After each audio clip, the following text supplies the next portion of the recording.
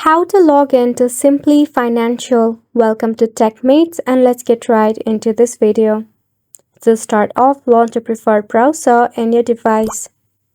You need to search for simplii.com. This will redirect you to the official website of Simplii Financial. To sign in or log in into your account, it is pretty simple.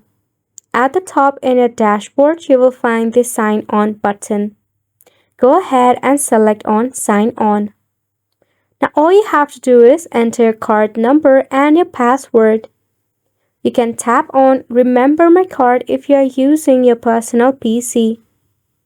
Select on Reset Your Password if you have forgotten any of the credentials regarding your account.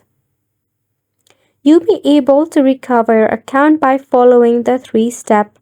Starting off, entering your card details, that is your card number and your phone number. Following up, follow the 2 steps further and you'll be able to recover in case of forgotten password. By this way, you'll be able to log in into your Simplii Financial account. That brings up to the end of the video as well. Thank you so much for tuning in.